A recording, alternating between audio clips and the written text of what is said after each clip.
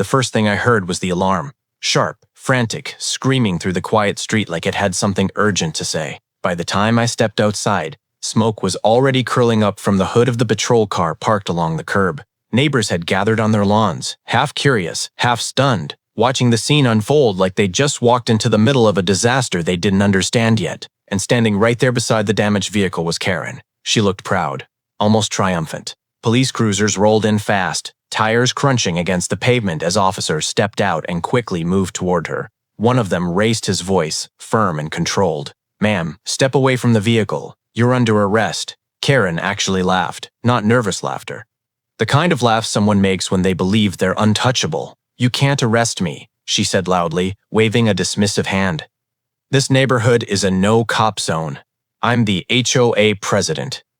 In that moment, she had no idea the mistake she'd just made, but to understand how Karen destroyed a police patrol car and ruined her own life, we have to rewind a few weeks. A few weeks earlier, the neighborhood had seemed like the kind of place people move to when they're tired of chaos.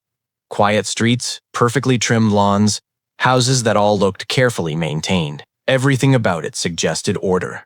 The sidewalks were clean, the trees were evenly spaced, and every mailbox lined up like it had passed some kind of inspection. It felt predictable in the best way possible. That was exactly what I wanted. After years of unpredictable schedules and long shifts, the idea of living somewhere calm sounded almost luxurious. When I finished moving in, the first few days passed peacefully. Boxes got unpacked slowly, neighbors waved politely from a distance, and the rhythm of the street felt steady and uneventful. I never made a big announcement about what I did for a living. It usually comes out naturally anyway. After my shifts, I'd drive home in the marked patrol vehicle assigned to me, park along the curb in front of the house, and head inside. No lights flashing, no drama, just another car on the street. Still, the vehicle had a way of introducing me without a conversation. Sometimes I'd notice curtains move slightly when I pulled up. A few neighbors would pause mid-walk and glance toward the driveway before continuing on. Nothing hostile, just curiosity. People are noticing something different. For a while, that was the only reaction. Then Karen appeared. She walked up one afternoon with a bright smile that looked practiced, the kind people wear when they're used to being in charge of things. Her voice carried confidence as she introduced herself and proudly explained that she was the HOA president. While we talked, her eyes kept drifting toward the patrol vehicle. Not casually, carefully. It was the kind of glance someone makes when they're already deciding something. And in that moment, I realized the quiet neighborhood might not stay quiet for long. A few days after that conversation, I opened my front door and immediately noticed a bright orange paper taped right at eye level. It was impossible to miss. The bold letters across the top read HOA Escalation noticed, like a warning meant to embarrass whoever lived inside. I pulled it off the door and read through it slowly. According to Karen, the patrol vehicle parked outside my house was creating community discomfort. The notice claimed that visible law enforcement presence could lower property values and disturb the peaceful atmosphere the neighborhood was trying to maintain. She also wrote that HOA guidelines required something she called community neutrality, which apparently meant no symbols of authority that might make residents feel uneasy. I read the page twice. Then I opened the HOA bylaws I had signed when buying the house. The rule she quoted simply didn't exist. At first, I assumed it was some kind of misunderstanding. I sent a calm reply explaining that the vehicle was city property and that nothing in the HOA agreement restricted it. I even attached the relevant sections of the bylaws just to keep things clear and professional. That should have ended it. Instead, my inbox started filling up. Karen began sending long emails, copying the entire HOA board. In them, she claimed my patrol vehicle was intimidating neighbors. She suggested it created the feeling of government surveillance in what she called a private community environment. She even implied that my presence violated the neighborhood's values. Each message became more dramatic than the last. I kept responding the same way, calmly, politely, and with actual rules attached. But every time facts appeared in the conversation, Karen seemed to take it personally. And instead of backing down, she did something far more predictable. She escalated. The next HOA meeting made it clear Karen wasn't planning to drop the issue quietly. I attended mostly out of curiosity, sitting near the back while neighbors filled the folding chairs in the small clubhouse room. At first, the discussion followed the usual routine budget updates, lawn maintenance reminders, small complaints about parking.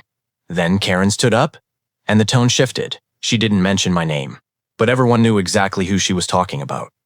Her voice carried across the room as she launched into a speech about protecting the neighborhood. She claimed visible police presence attracted crime instead of preventing it. According to her, uniforms created tension, not safety. She repeated the phrase, "no cop zone," several times, saying the community deserved to remain neutral and free from outside authority. A few people nodded awkwardly. Others stared at the floor, clearly uncomfortable but unwilling to challenge her. I said nothing. Sometimes the fastest way to understand someone's intentions is to let them talk. 3 days later, a certified letter arrived at my door. Inside was a formal demand from Karen, printed with HOA letterhead, stating that the patrol vehicle had to be removed within 72 hours or the association would take corrective action. That evening, I walked over to her house. I kept the conversation simple. I told her calmly that touching the vehicle would be a felony. It wasn't mine in the legal sense. It belonged to the city, and any damage to it would carry serious consequences. Karen didn't look concerned. She leaned against the doorframe with a small smirk and said, "HOA authority came before city authority inside the neighborhood." Then she added that she knew exactly how to handle problems when residents refused to cooperate. That sentence stayed with me. When I walked back home, I started documenting everything. Emails were saved, threats were archived. I recorded future meetings and adjusted my exterior cameras to cover the street, because something about Karen's confidence suggested she was moving past complaints, and reckless people rarely stop before they cross a line. That afternoon had started like any other long day winding down. After finishing an early shift, I drove back through the quiet streets of the neighborhood, parked the patrol vehicle along the curb in front of the house, and stepped inside. The air conditioning hummed softly, and the silence felt welcome after hours of noise and radio chatter. I kicked off my boots, dropped my keys on the counter, and sat down for a moment, letting the tension of the day drain away. For a few minutes, everything was calm. Then the windows rattled. Boom! The sound hit so hard it felt like the house itself had flinched.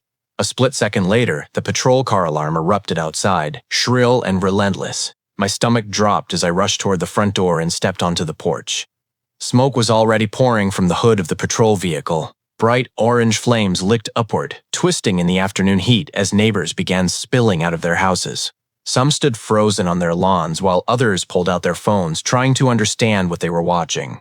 And right there, a few yards away, stood Karen. She had her phone raised, recording everything like she was documenting a victory. Her voice carried across the street as she shouted that the neighborhood had given warnings, that people had tried to be reasonable. Those rules existed for a reason. Then she laughed and called the burning car HOA enforcement. I didn't waste time arguing. I ran into the garage, grabbed the fire extinguisher, and rushed back toward the vehicle while pulling my phone from my pocket to call dispatch. Within minutes, the quiet neighborhood turned into a storm of sirens. Police units arrived first, followed by firefighters sliding hoses across the pavement. Lights flashed across every house on the block. And through it all, Karen kept shouting that the HOA had the authority to do this. While more neighbors lifted their phones and recorded everything unfolding, once the flames were under control, the scene shifted from chaos to procedure. Yellow tape went up around the patrol vehicle while officers quietly began securing the area. The fire marshal crouched near the curb, studying the scorched metal and the pattern of damage spreading across the hood. He ran a gloved hand along the pavement, then looked toward the engine compartment again with a focused expression. A few minutes later, he stood and gave a small, confirming nod. Accelerant. That single word changed the atmosphere immediately. What had looked like reckless vandalism a few minutes earlier now carried the weight of something much more serious. Karen must have sensed the shift, too. Her voice, which had been loud and confident moments earlier, began to lose its certainty as investigators moved methodically around the vehicle. Then, one of the officers pointed toward the patrol car's dashboard camera. The system had been running the entire time. When the footage played back, everything unfolded with brutal clarity. Karen is walking toward the vehicle. Karen is pouring liquid across the hood. Karen raised her phone and loudly declared that the neighborhood was a no-cop zone. The recording didn't leave much room for interpretation. At that point, Karen's confidence collapsed completely. She pulled out her phone and began tapping frantically at the screen, trying to delete whatever she had recorded earlier. An officer noticed immediately. Within seconds, the device was taken from her hands and sealed as evidence. Meanwhile, neighbors who had stayed silent before suddenly started speaking. One by one, they told investigators about the emails, the threats, the speeches at HOA meetings, and the certified letter demanding the car be removed. For the first time since this started, Karen looked around and realized something important. She wasn't controlling the situation anymore. She was standing in the middle of a felony investigation. The legal consequences moved faster than Karen probably expected. Once the investigation was wrapped up, the charges were filed with very little room for argument. Arson of a government vehicle, destruction of public property, reckless endangerment, obstruction of justice for attempting to erase evidence. Each charge carried weight on its own, but together they painted a picture the court couldn't ignore. The HOA board reacted almost immediately. Emails went out claiming Karen had acted independently and without authorization. Within days, several board members quietly resigned, eager to distance themselves from the chaos she had created. When the case reached court, the evidence spoke louder than anyone in the room. The dash camera footage played clearly, showing Karen approaching the patrol car, pouring liquid across the hood, and proudly declaring the neighborhood a no-cop zone. Investigators presented the emails and certified letters she had sent, each one proving she had planned to force the vehicle out of the community. Neighbors testified about the threats and the speeches at HOA meetings. By the time the judge delivered the verdict, there was no suspense left. Karen was sentenced to several years in prison and ordered to pay full restitution for the destroyed patrol vehicle and emergency response costs. A lien was placed on her home to guarantee repayment, and she was permanently banned from holding any leadership role in any homeowners association again. For the neighborhood, the atmosphere changed almost overnight. The tension that had quietly hung over the streets for years finally lifted. Karen wanted a neighborhood with no cops. Now she's living somewhere full of them. Looking back at everything that happened, the question still lingers in the air. Did Karen truly believe the rules she created were stricter than the law itself? Or did power simply convince her that consequences didn't apply to her anymore? Moments like this make you wonder where the line should be when it comes to HOA authority. Should neighborhood boards really have that much control over people's lives? Now, I'm curious what you think. Did Karen get the punishment she deserved? Or did things go too far? Let me know your thoughts in the comments and tell me where you're watching this story from. And if you enjoy HOA drama like this, don't forget to subscribe for more stories.